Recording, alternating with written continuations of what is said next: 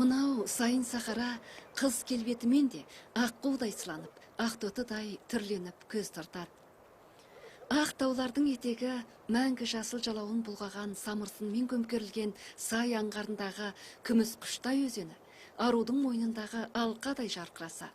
Осынау сұлу өлкені қыстап жатқан ел тірлігі де ежелгі бір сап алтындай салт дәстүрін сақтап қалған.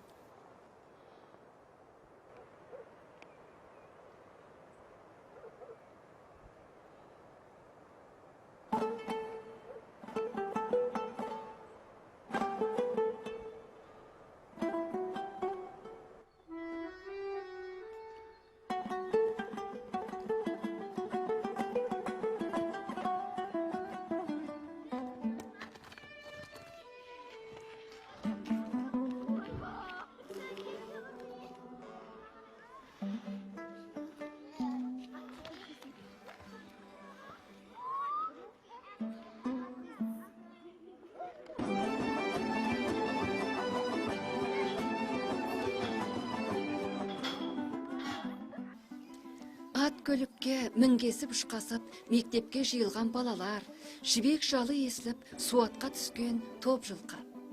Бөлекше сәулетпен қиюланып салынған ағаш үйлердің ауласындағы тым ерекше тіршілік өзге емес ау, өзімізге де таң тамаша сезіліп кеткендей.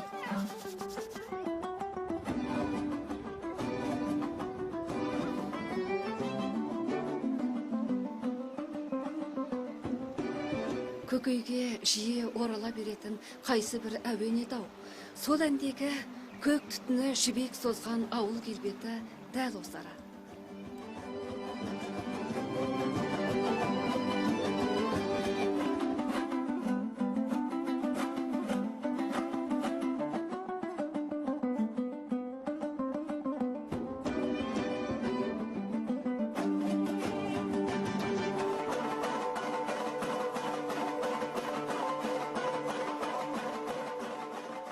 Міне бұл Текес ауданының Қарадалы ауылына қарасты Шұңғыштай қыстағы. Мемлекет дәрежелі тарихи мәдениетті қыстақ. Тұңғыш топтағы Шұңғодағы дәстүрлі қыстақ. Бейзаттық мәдени мұрағаттар экологиясын қорғау қыстағы қатарлы атағы бар бұл мекенде ұлтымыздың көптеген аталы өнері жалғасып, қазақтың салт санасы қаймағы бұзылмаған қалпында сақталған.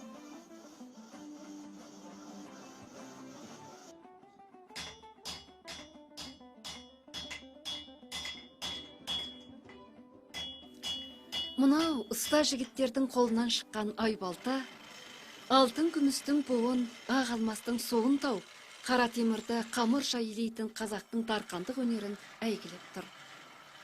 551 отбасы, 1700-ден астам халқы бар бұл қыстақта осылай көшпелі өмір салтына қажетті құрал жабдықтарды өздері жасап шығаратын қолы месекерлі адамдар көп.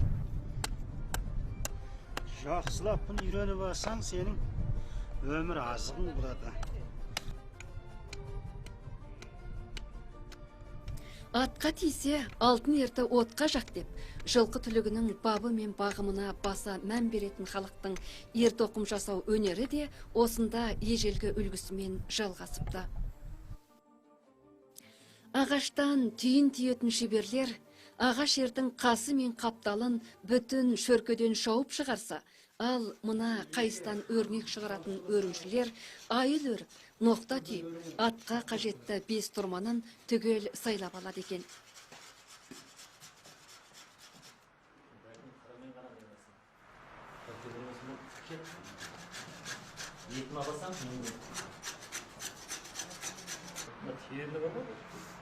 Тартқан кезде тегіс тартпасаң, өрім тегіс түспек. Оны аударсаң, өрім жақсы болмайды.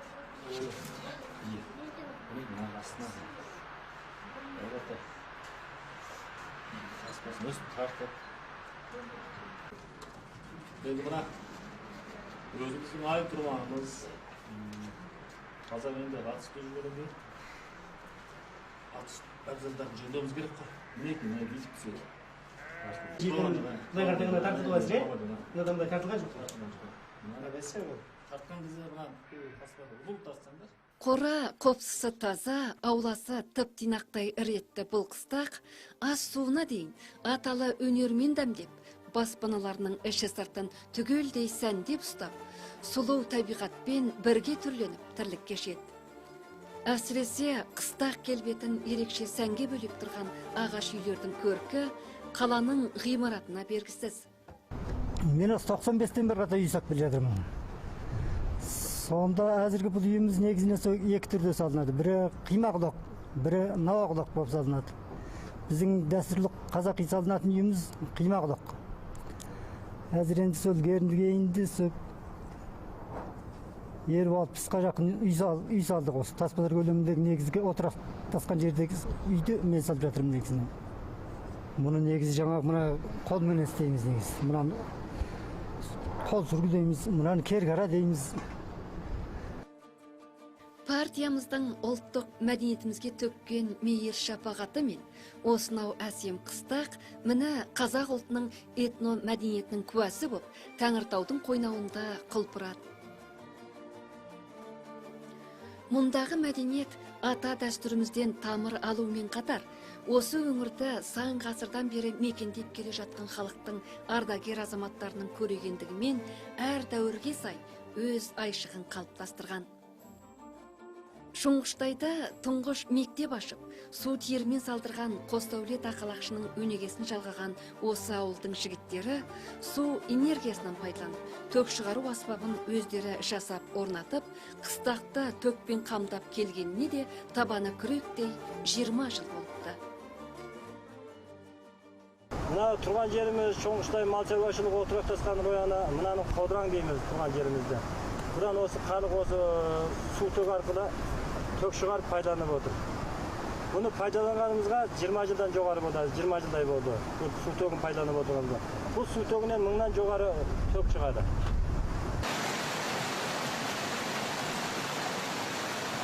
Табиғаттың тарпаң мінезі ерлігін шыңдап, дарқан мінезі жан дүниесін жаратқан ұлттың ұлы салты осылай сұлу сахарасымен егіз. Кіршіксіз табиғат бүгін наурызда жауған құс қанатымен түлеген сұңқардай құлпырып, күн менен түн теңелген мезгілдің жырын толғап, қыс пен жаздың арасы Айнакөлдің жиегіндей айқындалып тұр. Мұз бесіктен оянған сәби бұлақ іңгәсіне еміренген қарт таулардың төскейінде әз сағым жайқалып, көкірегі көктемнің алғаш жылымығымен елжірей берген. Ата таудың ақ тонының лағыл күймесі ерке көктемнің саусағымен еріп, тіршіліктің тамырына құйыла берді.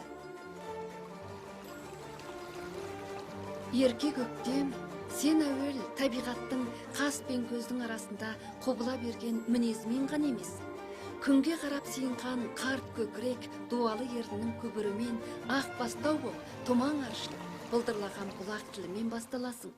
Балаларым, біз қазақ халқымыз ата-бабамыздан наурыз мерекеміз, тойлық беріткен ата салтымыз, ата-бабамыздан жалғасып келе жатқан ұрпақтан ұрпаққа осы жақсылық тілеу Алладан бастаудың көзін ашу, бастаудың көзінде көзіміз ашық болсын, осы судай тұнық болалық, жасаған табиғи ортамызды қорғалық деген мәнді білдіреді, бастаудың көзін ашамыз өсті. Allah kaçtı. Korkma ana, basıldı köndür tas dalı.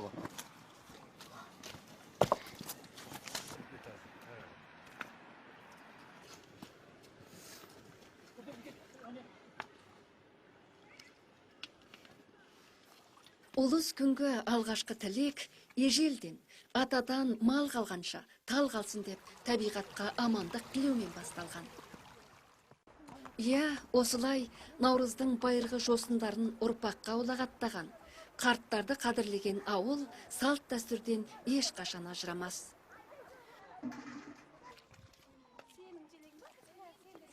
Ұлы жақсының уығы алтын, келіні жақсының керегесі алтын дегендей, осынау тұнық салтыңның ақ қайнарының нәрі әр қашанда несібіңе бұйырып, бесігіңе дари берсін.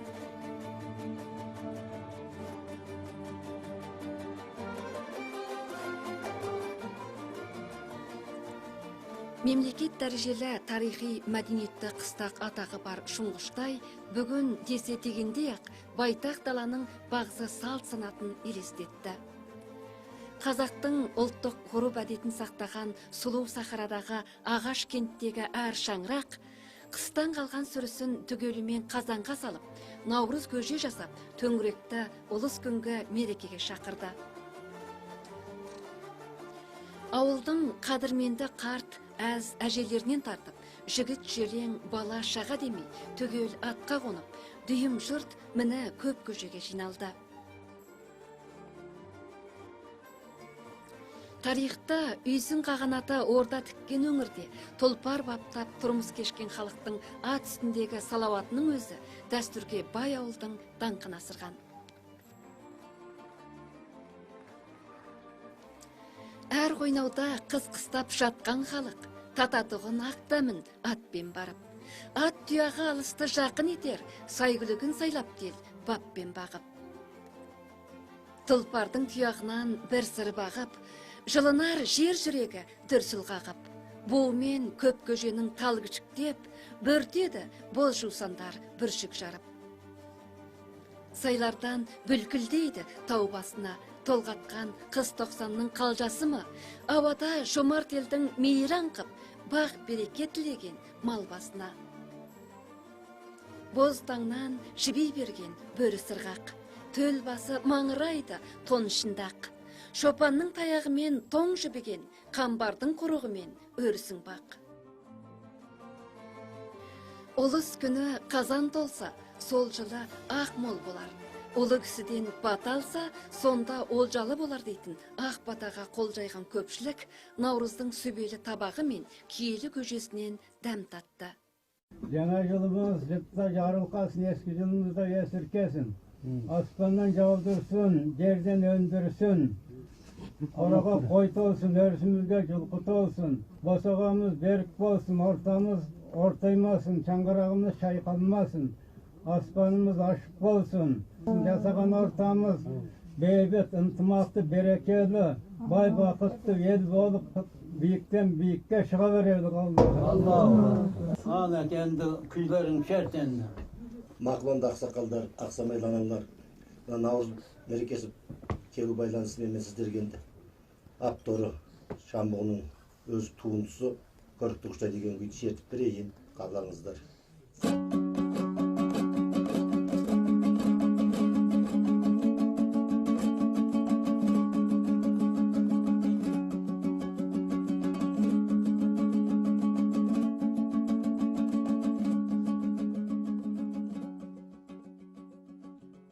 Осындайда жиылған жұрт қазналы қариялардан кеңес тыңдап, ауыл өнерпаздарының ән күйіне құлақ түрері хақ. Шаңырақтан міні Шамғұн Жүнісбекұлының көрікті құштай күйі шалқып, әсем далаға таралды.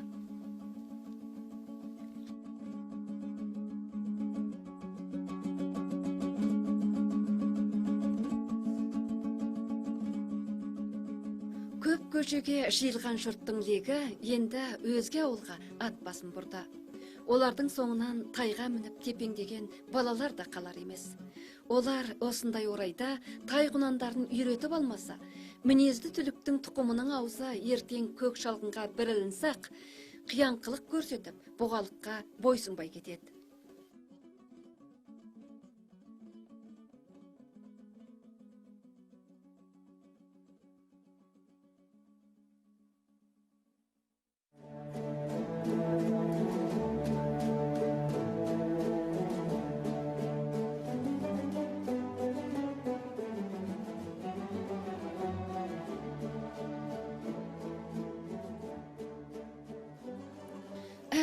Дала ұзатылып бара жатқан қыздай боп, сай-саладан сора-сора моншақ жасын тарамдай берді. Алдағы күндер ағыл-тегіл қар еріп, лайсаң шақ боларын сезген ауыл азаматтары ат шанамен мұз тасып әбігер. Ауылдың асыл салтын жөргегіне ораған ақ табиғат көкорай көктемге төрін береденді. Наурыз шығыс халықтарының жаңа жыл мейрамы, түркі тілдес халыққа ортақ төл мереке. Қазақ халқы осынау айтулы күнді ұлыстың ұлы күні атаған. Әз болмай, мәз болмас. Наурыз келмей, жаз болмас деп аспан әлемі мен табиғат құбылыстарының сырын бақылап түйген халқымыз ұлыс күнді жыл басы санайды. Ұлыс оң болсын, мол болсын деп жаңа жылдан молшылық күтетін наурыз мерекесі енді текестің қаражон қапсалаң етегіндегі кең аңғар, Құрөзек отырықтану түйініндегі халықтың арасында тойланды.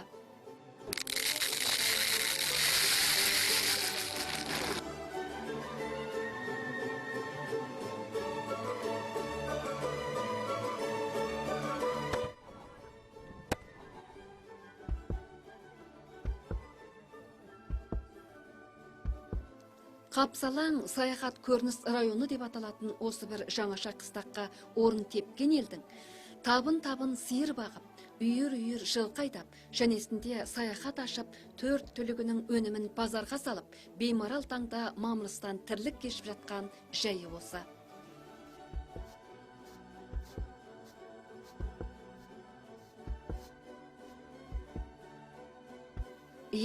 Күлді әлемге тіршілік сыйлаған күн нұры да жеті түсті сәуледен құралады емес пе?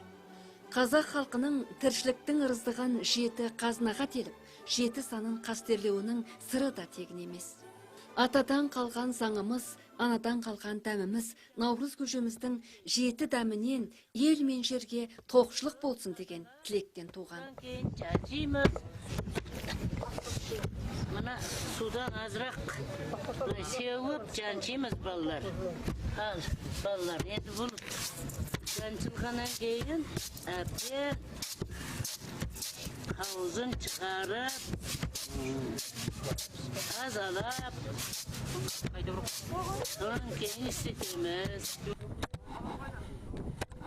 Қарақтарым, әр жылдың басында Наурыз мерекесі өтеді. Осы Наурыз мерекесінің ең басты тағамы Наурыз көже. Ал енді Наурыз көжені әр жылы апаларың, өздерің болып жасап жүрген болуларың керек әрбір шаңырақта. Бұл әрбір шаңырақта молшылықтың, әзір берекенің бір жоралғысы ретінде жасалып келе жатыр. Енді бұл Наурыз көже жеті түрлі дәмнен кем болмайды. Жеті түрлі дәмге толтырып жасаймыз. Мәселен, бейдай, тары, арпа, күріш қатарлы дақылдардан соғым етінде кәріжілік және кәделі мүшелері бар. Сол еттерді қосып жасалады. Енді бұған мына тоз суда дәм ретінде қаралады. Апа, сонда енді мына Наурыз бергенімізде мына кәріжілік жал жаяны бір табаққа саламыз ба, жа бөлек-бөлек тартуымыз керек па? Енді біз сол келген кісіге қараймыз. Енді бұл мына бір дастарқанда мына кәріжілік сөзсіз болу керек. Өйткені біз енді көне жыл есіркесін, жаңа жыл жарлыққасын деген тілеуіміз бұл. Сондықтан бұл кәріжілікті со дастарқанға қойып-қоямыз. Енді адамдар көп болса, басқа кәделі мүшелерін бөліп енді қоямыз. Адамдар аз болса, бір дастарқандық болса, осылай қойып қойсақ та болады. Адамдардың келу ахуалына қарай отырып, солай бөлеміз. Енді кәделі мүшелерінде жал жая болады, омыртқасы болады, қазы қартасы болады. Енді оларды бөліп қойсақ та болады, қол жетпесе. Сондай орналастырамыз. Енді мынау біз енді ескі жылдан есіркесін деп айырым сақтап қоятын негізгі бір кәріжілік бір мүшесі ғой. Ғасырда ғасырдан анадан қалған асылдан. Келіге түйіп ақ бидай қазанда сүрі асылған. Жеті дәм, жеті қазынаң, аспаннан жерге шашылған. Жас кәрің тегіз жиылып, бастарың түгел қосылған. Айналдым ата жосынан. Жарылған бидай келіде, дәм болып көкте жеріме. Бұлақ боп ақсын әппақ сүт, Көгенің толсын төліңе, түлігің толсын желіге. Жая жамбас кәржілік, тоқшылық берсін еліме. Атадан қалған заңымыз, анадан қалған дәміміз, санаға құйған ақ уыз, бақ берекем наурыз, құт мерекем наурыз.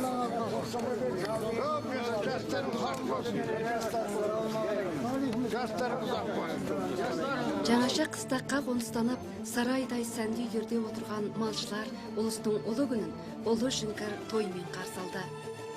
Қазанымыз майлы болсын, қонысымыз жайлы болсын деп, қазанның төрт құлағына май құйып, төрт төңіректі киелі дәмге шақырған ауыл іргесі күн бойы ат дүбірінен арылмады.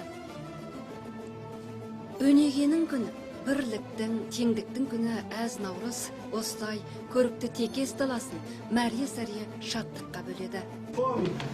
Омик деп қорқасақ берейін бата, қолдасын бұзырарды.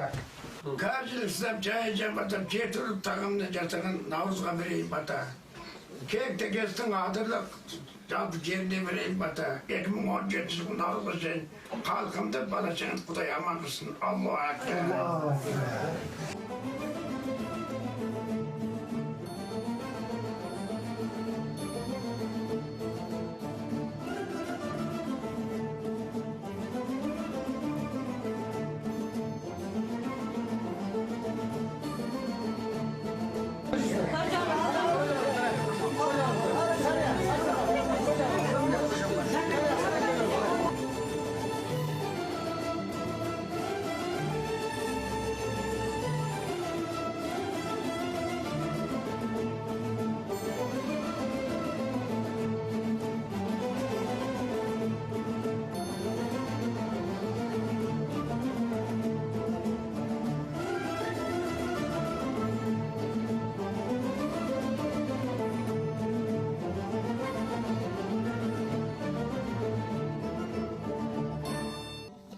Аспан астында алтын тостағанмен қымыз ішіп, осынау мекенге тұлпардың тұяғы мен, ерлігі мен тарихын жазған халықтың бүгінгі ұрпағы, сол жал-жалау тоқ үйрық тұлпарлардың үстінде хикметті өнер көрсетіп, ұлыс күннің мерейіне тым бөлекше салтанат қосты. Тақым құрышы тарпанға ерік бермейтін текті халық осылай жаралу керекті.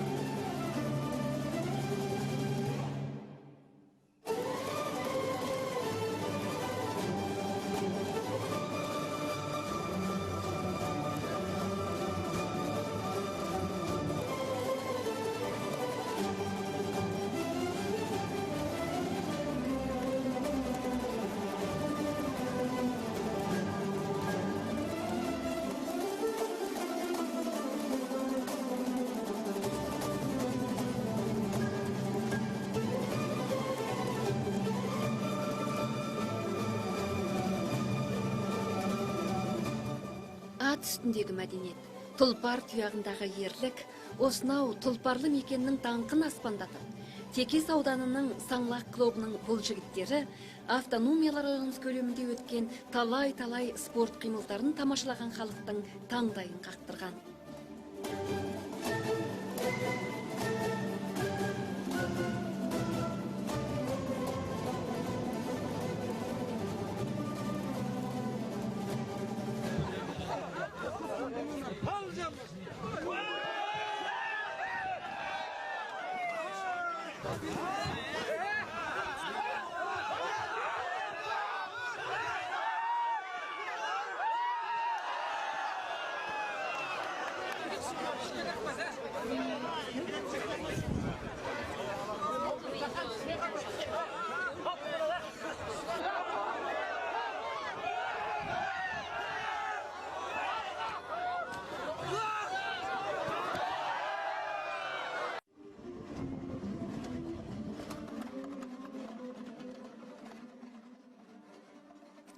Теңдік күні, бірлік күні, еңбек күні, ұлыстың ұлы күні аталған наурыз мерекеміз өнердің де сауық мерекесі болған. Халқымыз ежелден Наурыз көктемді ән, би, жыр, толғау, ат үсті өнерлері, айтыс қатарлы ұлттық көркем өнерімізбен тойлаған. Достықтың күні, береке, бірліктің күні, адал махаббаттың күні аталған әз Наурызды енді Текес ауданының халық алаңында әр ұлт халқы бірге тойлады.